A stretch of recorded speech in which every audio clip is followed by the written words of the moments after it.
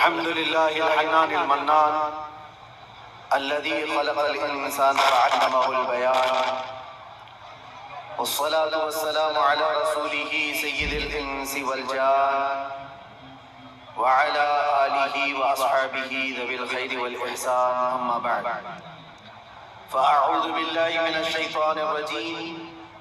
بسم الله الرحمن الرحيم. لقد جاءكم رسول من أنفسكم عزيز عليه ما عنتم حريص عليكم بالمؤمنين رؤوف رحيم. صدق الله مولانا العظيم. بارگاہ رسالت آپ صلی اللہ تعالی علیہ وسلم میں ایک بار درود پاک کا ہدیہ پیش کریں. اللہم صلی علی سیدنا و مولانا محمد معدن الجود والکرم وآلہ واصحابہ الکرام وابنہ الکریم وبارک وسلم صلاة دائمتا سرمدا ابدا. آئی نئی حکومت سکہ نیا چلے گا، آئی نئی حکومت سکہ نیا چلے گا. عالم میں رنگ بدلا صبح شب ولادت، حشر تک ڈالیں گے ہم پیدائش مولا کی دھوم. مثل فارس نجد کے قلعے گراتے جائیں گے، خاک ہو جائیں عدو جل کر مگر ہم تو رضا. دم میں جب تک دم ہے ذکر ان کا سناتے جائیں گے. عزیزان گرامی وقار، آپ تمامی احباب کو سب سے پہلے میں اس عظیم ساعت کی مبارکبادی پیش کرتا ہوں جو اللہ تبارک و تعالیٰ نے ہماری زندگیوں میں عطا فرمایا ہے. یہ کتنا عظیم اتفاق ہے، بلکہ کتنی عظیم سعادت ہے کہ ہم اپنی زندگیوں میں 1500 سالہ جشن عید میلاد النبی منانے جا رہے ہیں. الحمدللہ یہ رسول کریم صلی اللہ تعالی علیہ وسلم کی ولادت باسعادت کا 1500 سالانہ جشن عید میلاد ہم سنیوں کی قسمت میں منانے آ گیا ہے. ایک بات آپ کو بتاتا چلوں کہ حضور پاک صلی اللہ تعالی علیہ وسلم کی ولادت کی خوشی منانا یہ اللہ تبارک و تعالیٰ نے قسمت والوں کو عطا فرمایا ہے. جس کی قسمت اچھی ہے وہ حضور پاک کے ذکر سے خوش بھی ہوتا ہے، پھلتا بھی ہے اور پھولتا بھی ہے. اور جس کی قسمت پھوٹی ہے وہ جلتا بھی ہے، جلاتا بھی رہتا ہے. ہمیں آج اس سے غرض نہیں. آپ شریعت کی حدود میں رہ کر کے حضور پاک صلی اللہ علیہ وسلم کی آمد کی جتنی خوشیاں منائیں وہ کم ہیں. جتنا حکم ہمیں دیا گیا ہے ان ساری خوشیوں کے ساتھ آپ لوگ میاں سال بھر میں ایک بار تھوڑی نہ میلاد منانے کی خوشی ہے. اور ایک سال ہی نہیں، ہمارا مسلک تو یہ ہے کہ اس سال ہی عید میلاد نہیں منائیں گے، بلکہ حشر تک ڈالیں گے ہم پیدائش مولا کی.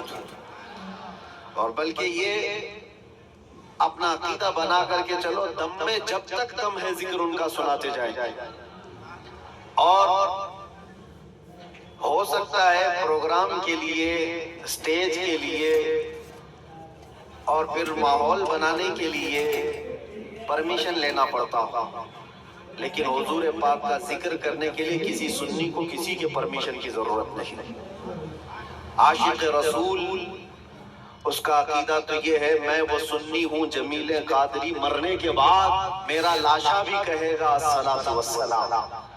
ہمارا تو یہ طور طریقہ ہے. آج سنیوں کی قسمت میں یہ میلاد کی جو گھڑی آئی ہے، سب سے پہلے تو میں گزارش کروں گا کہ اللہ کے نبی صلی اللہ تعالی علیہ وسلم کی بارگاہ میں وہ خراج عقیدت پیش کرو کہ یہ تاریخ بن جائے. بلکہ اسلام کی تاریخ کا ایک عظیم حصہ ابھی اس سال آپ کو ملنے والا ہے. پوری اسلامی تاریخ میں یہ تاریخ بننے جا رہی ہے کہ 1500 سالانہ جشن عید میلاد النبی اللہ نے ہم گنہگاروں کو عطا فرمایا ہے. اور یہ قسمت نہیں ہے تو اور کیا ہے میرے عزیزو. لیکن ساتھ میں یہ بھی میں آپ کو بتا دوں کہ حضور پاک صلی اللہ تعالی علیہ وسلم کی میلاد کی خوشی کیا یہ قرآن و حدیث سے ثابت ہے بھی کہ نہیں ہے؟ کیونکہ ابھی یہ 10 دن بچے ہیں 12ویں شریف کو. ایک بات کان کھول کر کے سن لے، میں قرآن و حدیث کی دلائل کی طرف آتا ہوں بعد میں، لیکن ایک بات وضاحت کے ساتھ کہتا ہوں۔ حضور پاک صلی اللہ تعالیٰ علیہ وسلم کی ولادت باسعادت 12 ربیع الاول شریف کو ہوئی۔ اصح روایات اور ارجح روایات کے مطابق ہر سال حضور کی ولادت کی خوشی ہم 12 ربیع الاول کو ہی منائیں گے، اگرچہ کسی اور کی طرف سے، ڈپارٹمنٹ کی طرف سے یا پولیس والوں کی طرف سے جلوس کسی اور بھی دن نکلتا ہو، 12 ربیع الاول کو 12ویں ہی ہوگی۔ حضور پاک صلی اللہ تعالیٰ علیہ وسلم کی ولادت 12 ربیع الاول شریف کو ہوئی، اور یہ قیامت تک ڈیٹ بدلی نہیں جائے گی انشاءاللہ۔ اور جو قرآن و حدیث کی بات میں عرض کر رہا ہوں، سب سے بڑی بات تو یہ ہے، آپ رسول پاک صلی اللہ علیہ وسلم کو خدا سمجھتے ہیں یا خدا کا رسول سمجھتے ہیں؟ خدا کا رسول سمجھتے ہیں تو پھر میلاد مناؤ، اس لیے کہ خدا کی میلاد نہیں ہو سکتی، خدا کی میلاد نہیں ہو سکتی، کیونکہ اللہ کے بارے میں عقیدہ کیا ہے ہمارا؟ لم یلد ولم یولد، وہ نہ کسی سے پیدا ہوا نہ اس سے کوئی پیدا ہوگا۔ اللہ کسی سے پیدا نہیں ہوا، اور اللہ کے پیدا ہونے کی کوئی تاریخ نہیں بنائی جا سکتی، اس کی میلاد نہیں ہو سکتی۔ اور رسول پیدا ہوئے ہیں 12 ربیع الاول شریف کو، آپ کی ماں بھی ہے اور آپ کے باپ بھی ہیں، اور آپ سے بھی لوگ، آپ سے بھی بچے پیدا ہوئے حضور پاک صلی اللہ علیہ وسلم سے۔ تو ہم پوری دنیا میں حضور کی میلاد منا کر کے شرک کو توڑنے والا عمل کرتے ہیں، شرک کو توڑنے والا عمل کرتے ہیں۔ کوئی ہماری طرف جو شرک کا فتویٰ دیتا ہے اسے کان کھول کر سن لینا چاہیے۔ میلاد منا کر ہم بتاتے ہیں ہم محمد عربی صلی اللہ علیہ وسلم کو خدا نہیں سمجھتے بلکہ خدا کا رسول سمجھتے ہیں۔ اگر خدا سمجھتے یا خدا کے برابر سمجھتے تو حضور کی میلاد کبھی نہیں مناتے، کیونکہ اللہ کی میلاد نہیں منائی جاتی تو ہم رسول کی بھی میلاد نہیں مناتے۔ دونوں کو اگر برابر سمجھتے نہیں، ہم سنیوں کا عقیدہ یہ ہے، میں مانتا ہوں اے عقل والو میرا محمد خدا نہیں ہے، مگر دلوں میں یہ نقش کر لو کہ وہ خدا سے جدا نہیں ہے۔ یہ ہمارا ہے۔ رسول کریم صلی اللہ تعالیٰ علیہ وسلم کی میلاد منانا شرک کو توڑنے والا عمل ہے، شرک کو ختم کرنے والا عمل ہے۔ اور آپ کو ایک بات یہ بھی بتا دوں، حضور اکرم صلی اللہ تعالیٰ علیہ وسلم کی ولادت جس دن ہوئی تھی پوری کائنات میں بہت کچھ تبدیلیاں آئی تھی، جو صحیح روایات میں موجود ہے، بہت تبدیلیاں آئی تھی۔ عرب اس وقت جو ریگزار تھا، صحرا تھا، سبزہ دینے لگ گیا، بارشیں برابر ہونے لگ گئیں۔ عرب میں آج بھی بارش نہیں ہوتی، سال میں 2-4 بار بارش کے خطرات گر گئے، الگ بات ہے۔ موسم باضابطہ جیسے بارش کا یہاں ہوتا ہے نہیں ہوتا، لیکن جس سال حضور پاک صلی اللہ علیہ وسلم کی ولادت ہونے والی، عرب میں سبزے اگنے لگ گئے یا بارش ہونے لگ گئی ہے۔ اور اس سال جو حالات کی تبدیلی تھی، ملک شام میں ایک ندی جو سوکھ چکی تھی وہ اچانک جاری ہو گئی، پانی بھر آیا، اور ایک ندی جو ہمیشہ بہتی وہ اچانک سوکھ گئی۔ ایک آتش کدہ تھا 1000 سال سے جس کی آگ کو بجھنے نہیں دیا گیا تھا ایران کے نجومیوں نے، آتش پرستوں نے، اچانک وہ آگ بھی گل ہو گئی۔ ایک ہی دن میں سب چیزیں ہو رہی ہیں، اور کائنات میں یہ جو بڑی بڑی تبدیلیاں ہوئی تھی، اس دن ایک اور تبدیلی، بت سارے اوندھے منہ گرے ہوئے تھے، جو 12 ربیع الاول شریف کا دن تھا، یہ صحیح روایات سے میں بتا رہا ہوں، بت اوندھے منہ گرے ہوئے ہیں۔ لیکن ایک بہت بڑا مسئلہ ہوا تھا جس کی طرف امام اہل سنت فاضل بریلوی رحمۃ اللہ تعالیٰ علیہ اپنے شعر میں اشارہ کرتے ہوئے فرماتے ہیں، کیا ایک بہت بڑی تبدیلی یہ ہوئی تھی کہ ملک فارس کا جو بادشاہ ہے کسرا، اس کا قلعہ اتنا مضبوط تھا کہ اس کی حفاظت کے لیے 1,00,000 فوجی کھڑے رہتے تھے، صرف قلعے کی حفاظت کے لیے۔ اور وہ قلعہ اتنا مضبوط کہ ان کا دعویٰ تھا، ان کا چیلنج تھا کہ اس کو کوئی توڑ نہیں سکتا، اس کو مٹا نہیں سکتا۔ لیکن 12ویں شریف کا دن یا صبح کے وقت اچانک قلعے کے اندر زلزلہ آیا اور دیوار پھٹ گئی، اور ایسی پھٹی کہ اس میں سے ایک آدمی جا سکتا ہے، آ سکتا ہے۔ آج بھی وہ شق شدہ دیوار کے ساتھ قلعہ موجود ہے عراق میں، جس کو قلعۃ الکسرا کہا جاتا ہے آج بھی۔ اب آپ اندازہ کریں 2000 سال سے وہ قلعہ آج تک موجود ہے تو اس وقت کتنا مضبوط رہا ہو۔ اس وقت قلعے کے اندر زلزلہ آیا اور تخت الٹ گیا، دیوار میں درار پڑ گئی، وہ درار آج بھی موجود ہے۔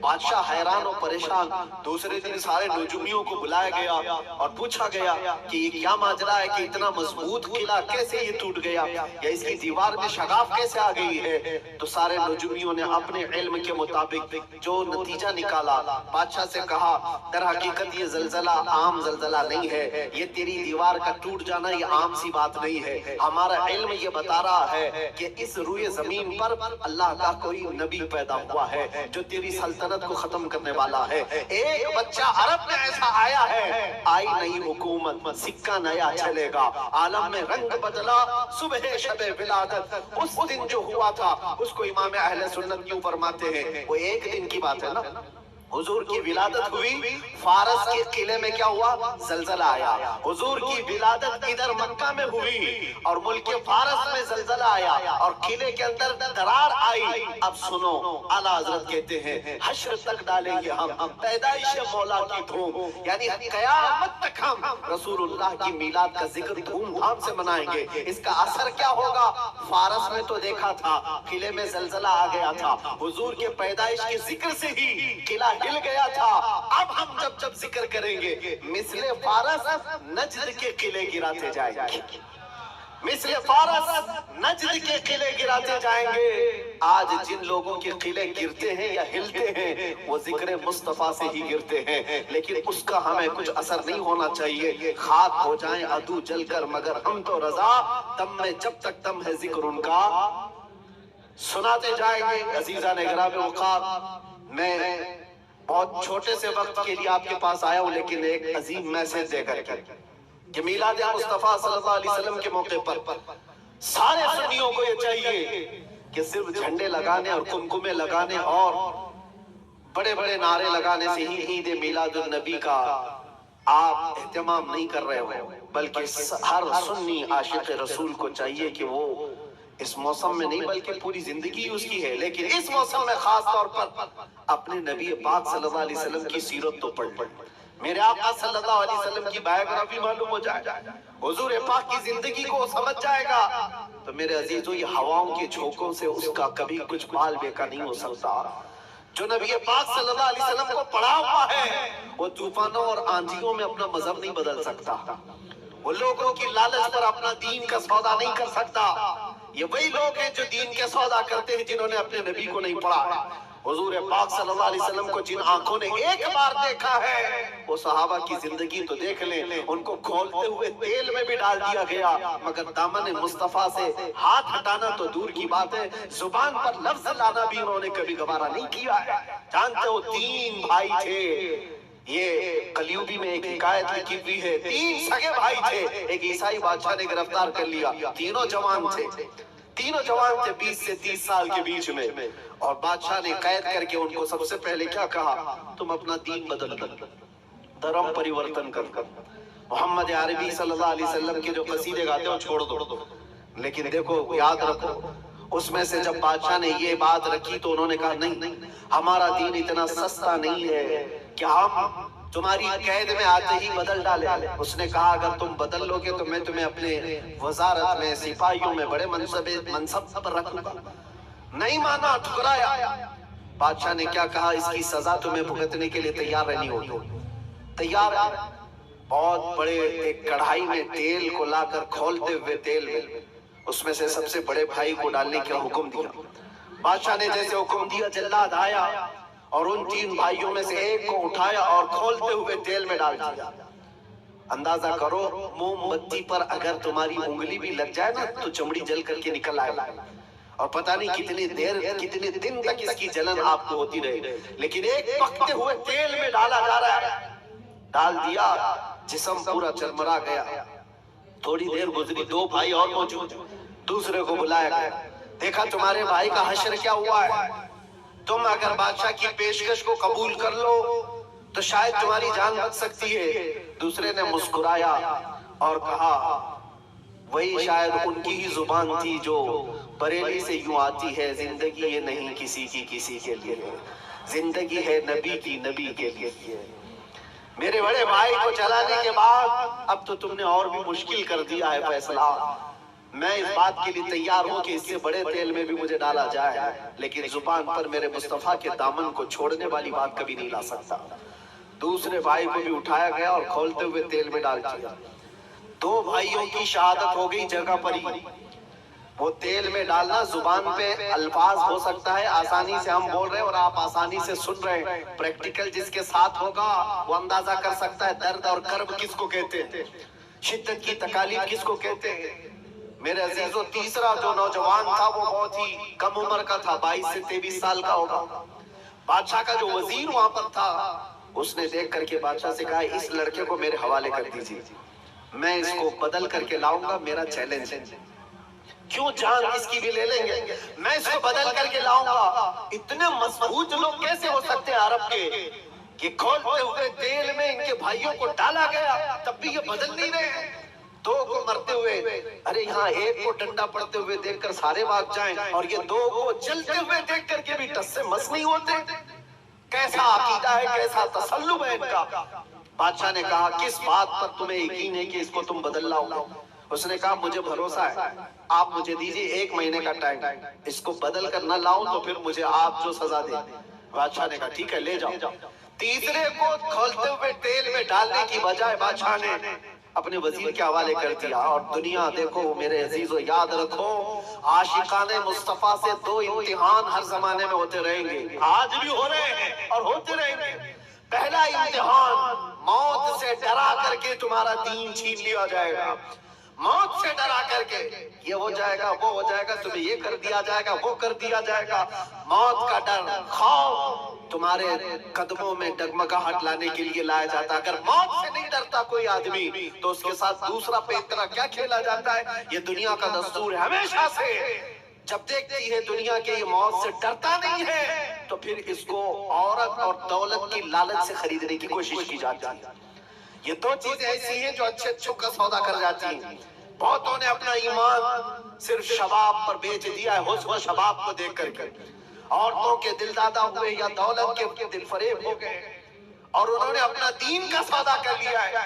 نوجوانوں یاد رکھو، تمہاری زندگی میں اگر یہ 2 امتحانوں میں سے کوئی امتحان آئے تو اپنے نبی پاک کو یاد کر لینا، حضور کو یاد کر لینا، اور اللہ کے نبی صلی اللہ علیہ وسلم کی بارگاہ میں یہ استغاثہ کر لینا کہ میرے آقا بڑا سخت اور کٹھن وقت آیا ہے، دنیا موت سے ڈرا کر کے کبھی میرا ایمان چھیننے کی کوشش کر رہی ہے، اگر اس سے میں نہیں ڈگمگایا تو دنیا مجھے حسن و شباب کی لالچ دے کر کے اپنی طرف لینا چاہتی ہے۔ اب اس وزیر نے کیا کیا، اس چھوٹے سے نوجوان لڑکے کو اپنے گھر لے گیا، اور اس کی بیٹی تھی جو نہایت حسین و جمیل، بہت خوبصورت لڑکی اس وزیر کی تھی، اپنی بیٹی کو بلایا اور کہا بیٹی تیرے لیے ایک کام دیتا ہوں، 1 مہینہ ہم کو ملا ہے، اس نوجوان کو اپنی محبت میں اپنے حسن و جمال میں لے کر کے آ جا، بادشاہ سلامت سے جو انعام چاہے تجھے لا کر کے دے دو۔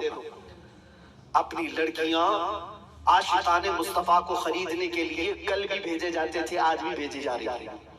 ہو سکتا ہے بہت ساری جگہوں پر جو ہمارے لوگ مرتد ہوتے جا رہے ہیں، وہ جو بچیاں آج اپنے دین و ایمان کا سودا کر کے بھاگتی ہیں کسی غیر کے ساتھ، اور کہیں جا کر کے شادیاں رچاتی، وہ یہ سمجھتی ہیں کہ یہ کامن سی بات ہے، وہ دین بیچنے والے لوگ ہیں، ان کا حصہ دین اسلام میں کچھ نہیں۔ کل قیامت کے دن دیکھنا تم نے اپنے نفس کی خاطر ایک غیر مسلم کے ساتھ بھاگ کر کے نکاح کیا، چاہے وہ بیٹی ہو کہ بیٹا ہو، اپنے دین سے سودا کیا ہے اور غداری کی ہے۔ کل قیامت کے دن منہ تو اللہ کو دکھانا ہے، حضور کی شفاعت کے بغیر تو کچھ ہونا نہیں ہے۔ دیکھنا حشر میں جو حضور پاک صلی اللہ تعالیٰ علیہ وسلم کے ساتھ تم کھڑے رہو گے کہ ہم کھڑے رہیں گے، وہ وقت آنے والا ہے۔ اس نوجوان کے ساتھ کیا ہوا، وزیر نے اپنی بیٹی تو لگا دی، اللہ کی پناہ میرے عزیزو، حضور پاک کا عشق کا ایک قطرہ بھی جس کے دل میں آتا ہے، ایسی چیزیں اس کے پاؤں کو نہیں ڈگمگاتی،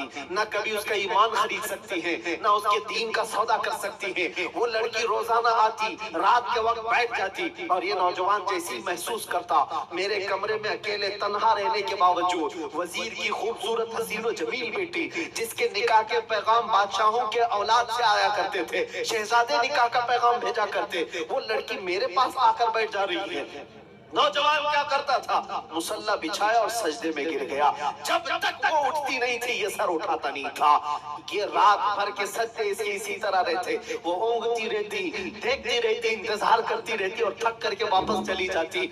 महीना गुजरने को आया था मेरे अजीजों, उस नौजवान ने आंख भर कर एक बार देखा भी नहीं और वो थक हार करके महीना खत्म होने के बाद उस नौजवान को मुखातब करके कहती है, ऐ नौजवान एक बार मेरे हुस्न को देख तो ले। मुझे देखने के लिए बादशाहों के बेटों की भी कतार लगती है, कई बड़े बड़े लोग पैसों के अंबार लगा सकते हैं मेरे हुस्न को देखने के लिए, एक तू है कि मैं आता हूँ तो मुसल्ले पे गिर जाता है। उठ एक बार देख तो ले, मुझे अल्लाह ने कैसा हुस्न दिया है, कैसा जमाल दिया है, एक बार देख तो ले। उस नौजवान ने आंखें झपकाए बगैर, पलटे बगैर जवाब दिया कि ऐ खातून तू अपना ये हरबा इस्तेमाल करना बंद कर दे, ये तेरा काम मुझ पर चल नहीं सकेगा।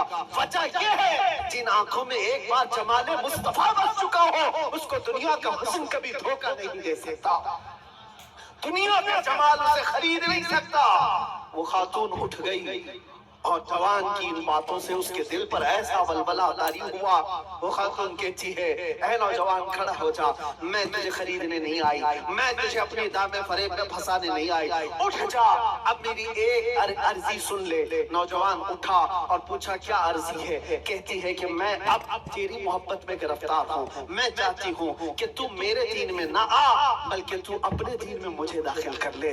जिस हुस्न ने तेरी आंखों को ऐसा बाकमाल बनाया है कि तन्हा होते हुए भी कभी तूने मेरे हुस्न को नहीं देखा, मैं चाहती हूँ कि उस हुस्न के पैकर जमाले मुस्तफा की मैं भी दिलदादा हो जाऊं। उस नौजवान को उठाया और कहा, मुझे पढ़ा दे ला इलाहा इल्लल्लाह मुहम्मदुर रसूलुल्लाह। हर जमाने में आशिकाने मुस्तफा जो होते हैं, हर जमाने में जो आशिकाने मुस्तफा होते हैं वो दूसरों की छाप अपने ऊपर लेते नहीं हैं बल्कि जहां जाते हैं अपनी छाप दूसरों पर छोड़ करके आते हैं।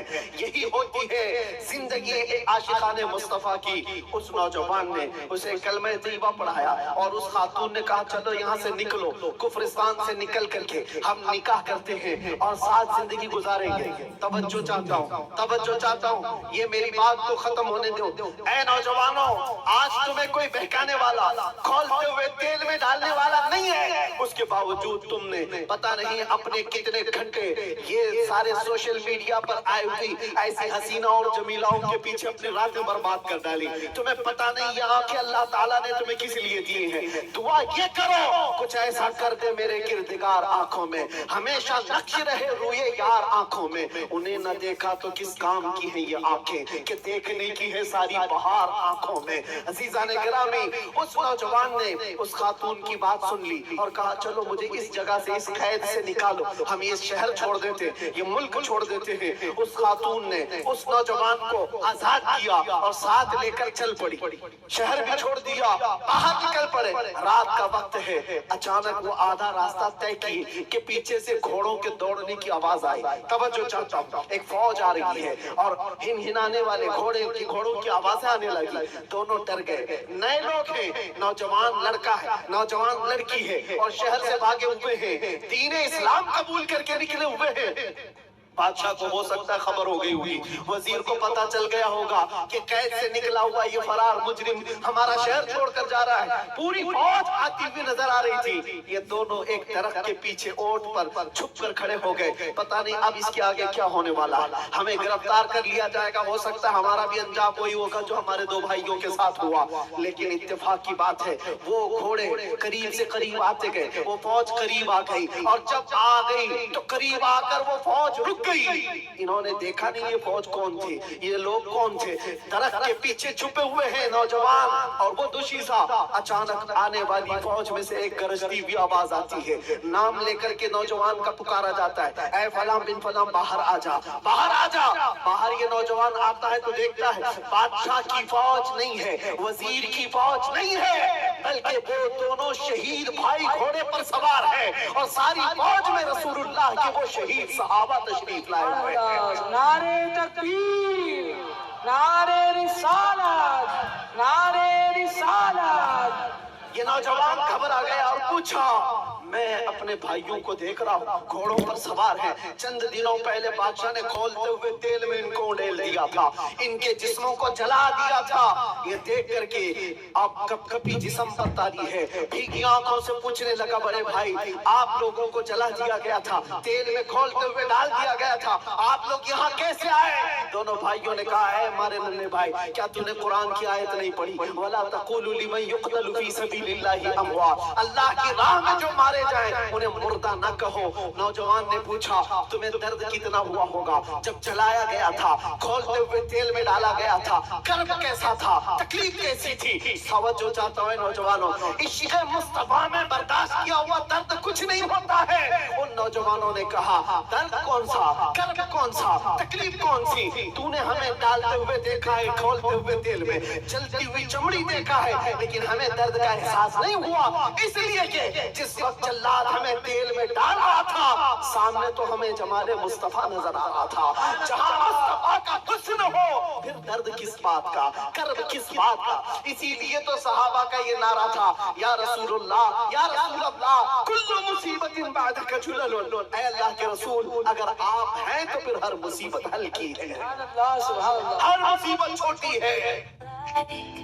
When you say I'm the one, your soul is it alive?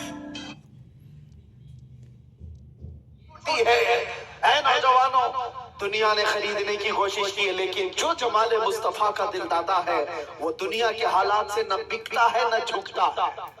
اپنا مشن ایسا بناؤ کہ تمہیں 100-500 روپے میں خریدے جانے والی قوم کا لقب نہ دیا جائے, بلکہ اقبال آج سے 100 سال پہلے کہتا تھا.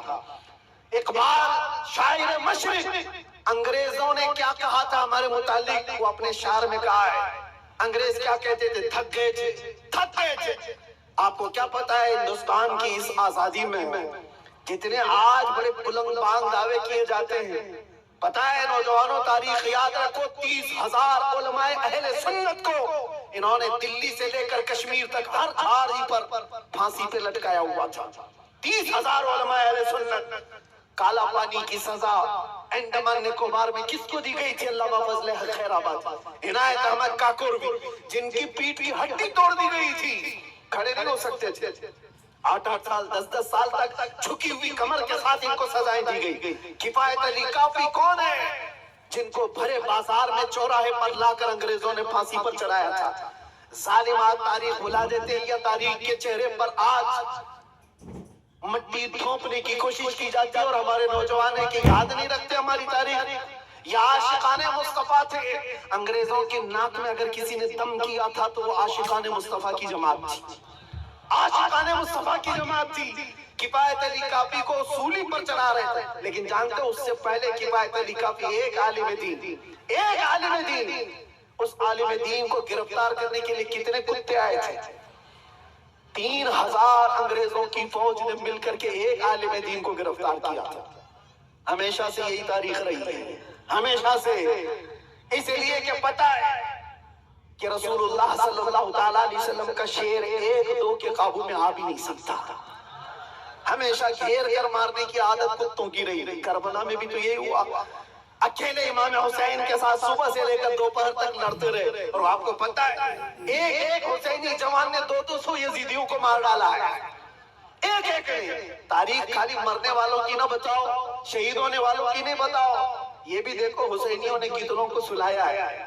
ایک حر بن یزید جو ایک رات پہلے امام حسین کے پاس آ کر بیعت کیے تھے, ایک رات پہلے, اور انہوں نے دوسرے دن جنگ شروع کی تھی تو 120 لوگوں کو مارا تھا.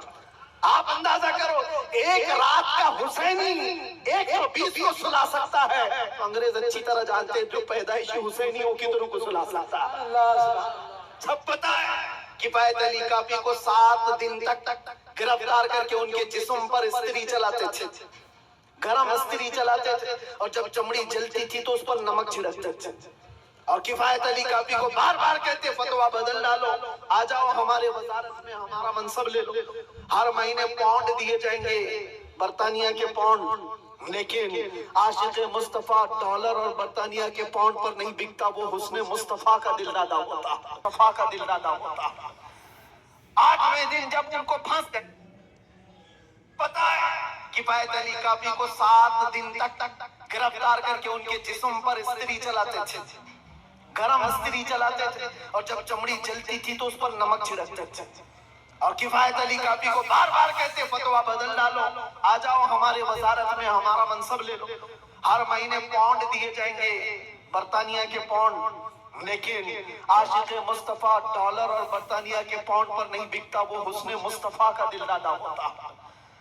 8वें दिन जब उनको फांसी पर चढ़ाया गया था, फांसी कोई आम चीज नहीं है मेरे अजीजों, जिसको सामने देख करके चच्चों की हालत खराब हो जाए। लेकिन किफायत अली काफी फांसी को देख कर कहने लगे थे, कोई गुल बाकी रहेगा न चमन रह जाएगा, पर रसूलुल्लाह का दीन हसन रह जाएगा। सब फना हो जाएंगे काफी वो, लेकिन हजरत का नाम हजरत का जुबानों पर सुखन रह जाएगा, सुभान अल्लाह, नाम हजरत का सुभान अल्लाह। जुबानों पर चलन रह जाएगा। फांसी भी दे दी। ये सारे जो मामलात हुए, आशिकाने मुस्तफा सल्लल्लाहु अलैहि वसल्लम हर जमाने में आजमाए गए। और मैं कह रहा था, क्या बात इधर उधर न जाए बात, अंग्रेज मजबूर होकर ये कहने पर आ गए थे, ये फाकाकश मौत से डरता नहीं जरा, ये फाकाकश मौत से डरता नहीं जरा। आशिकाने मुस्तफा ने हर जमाने में लोगों की नाक में दम कर रखा है, तादाद में थोड़ी ही क्यों ना हो, तादाद में थोड़ी क्यों ना हो, लेकिन डर इनको सबसे लगता है। क्या आपने तारीख नहीं देखी? एक बात मैं बताऊं, बॉडी बनाने वाले, मुख्य आजमाई करने वाले, चाहे तुम्हारे पास जितनी भी ताकत हो, ये जिस्मानी ताकत अपनी जगह पर, हमने देखा है व्हील चेयर पर बैठ करके एक खादिम हुसैन लब्बैक या रसूल अल्लाह कहता था, यूरोप की धरती भी हिलने लगती थी। पता ही चलता है जिस्मानी ताकत का कोई असर नहीं होता, इश्क़ मुस्तफा जहाँ होता है वो असली ताकत कहलाई जाती है। नारे तकबीर, नारे रिसालत, आशिकाने मुस्तफा, सुभान अल्लाह, सुभान अल्लाह।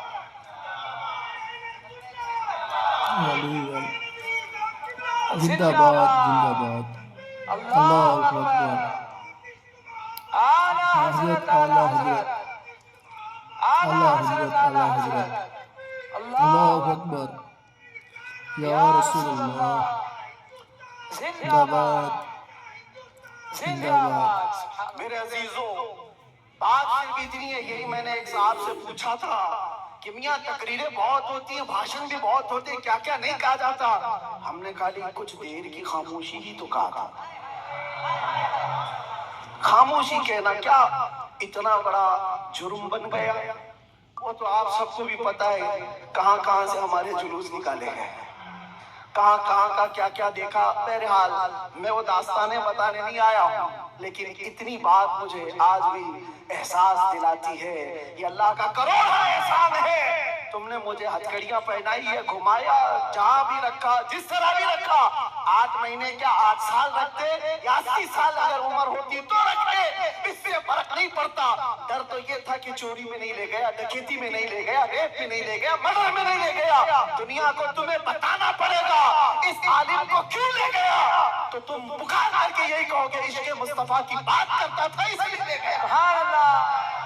लब्बैक लब्बैक लब्बैक या रसूल अल्लाह, लब्बैक लब्बैक लब्बैक या रसूल अल्लाह, लब्बैक लब्बैक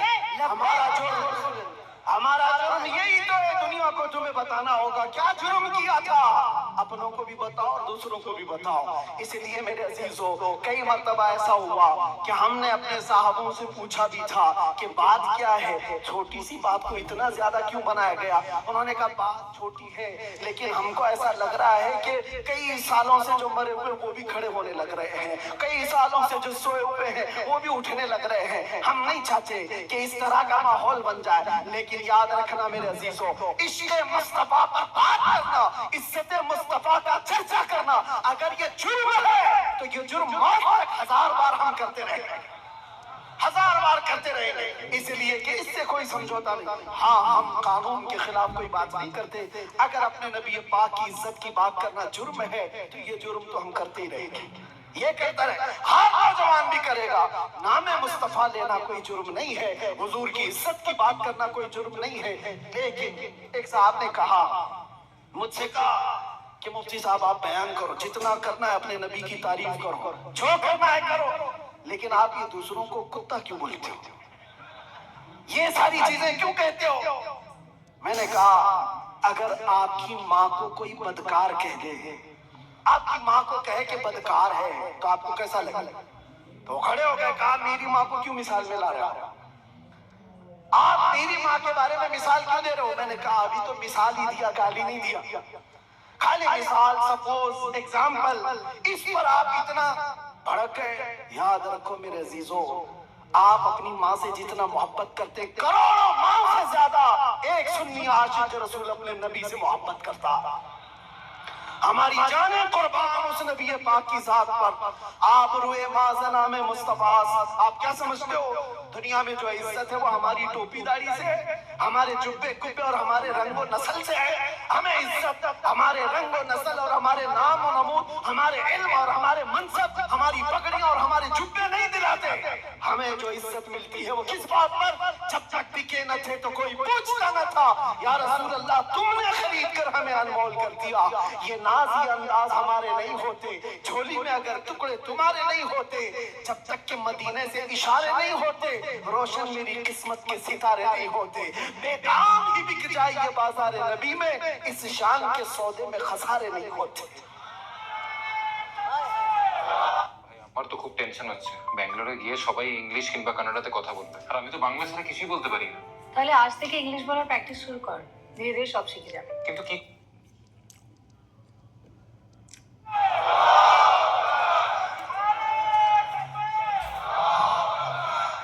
بات میں ابھی ختم کرنے آ رہا ہوں، بس آپ اس بات کو اندازے میں رکھو میرے عزیزوں، دنیا میں بہت آندیاں ہیں، بہت طوفان، اور لوگ کہتے ہیں حالات صحیح نہیں ہیں، حالات صحیح نہیں ہیں، اس لیے ایسے چلنا چاہیے۔ حالات تو حضور جب اعلان نبوت کیے تھے اس وقت سے لے کر اب تک کبھی صحیح ہوئے ہی نہیں، کبھی صحیح نہیں ہوئے۔ کیا بدر میں حالات صحیح تھے؟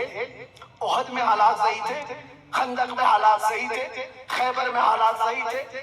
فتح مکہ میں حالات صحیح تھے؟ کربلا میں حالات صحیح تھے؟ کبھی نہیں ہوئے۔ تو یہ کیا تانا دیا جاتا ہے، یہ کیا مصلحت اور حکمت کی بات کی جاتی ہے؟ حالات بڑے پیچیدہ ہیں، حالات بڑے سخت ہیں میرے عزیزوں۔ یہ قیامت تک ایسی حالات رہنے والے، ستیزہ کار رہا ہے ازل سے تا امروز، شرار بولہبی سے چراغ مصطفی، ہر زمانے میں یہ حالات رہیں گے۔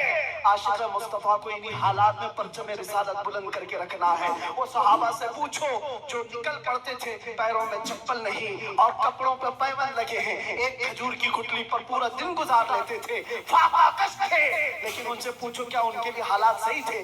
جب افریقہ جا رہے تھے، جب یورپ کی کلیساؤں میں اذانیں دے رہے تھے، افریقہ کے تپتے ہوئے صحراؤں میں نام مصطفیٰ بلند کر رہے تھے، ان سے پوچھو حالات صحیح تھے؟ وہ کہیں گے کہاں کے حالات صحیح تھے، اس وقت بھی حالات صحیح نہیں تھے، لیکن اس کے باوجود ان صحابہ کا حال یہ تھا، دشت تو دشت ہے، دریا بھی نہ چھوڑے ہم نے، بحر ظلمات میں دوڑا دیے گھوڑے ہم نے، آ گیا عین لڑائی میں گر وقت نماز، قبلہ روحوں کے زمین بوس ہوئی قوم حجاز، ایک ہی صف میں کھڑے ہو گئے محمود ایاز، نہ کوئی بندہ رہا نہ کوئی بندہ نواز۔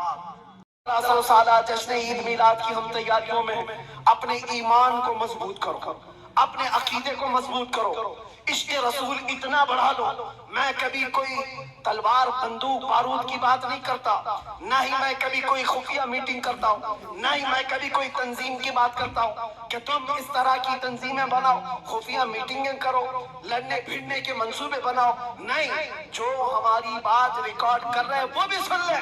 میں نے کبھی نوجوانوں کو لڑنے بھیڑنے کے لیے تیاریاں کرنے کی کبھی بات نہیں کی۔ ارے میاں میں تو بلیڈ اور چاقو کی بھی بات نہیں کرتا، پلاسٹک کی بھی نہیں بات کرتا۔ میں صرف یہ چاہتا ہوں سر سے لے کر پیر تک عشق مصطفیٰ میں ایسے ڈھل جاؤ جس گلی سے گزرو مدینے کی خوشبو آنے لگے، تمہارا چلنا پھرنا کئی کیڑوں کی موت کا سبب بن جائے گا۔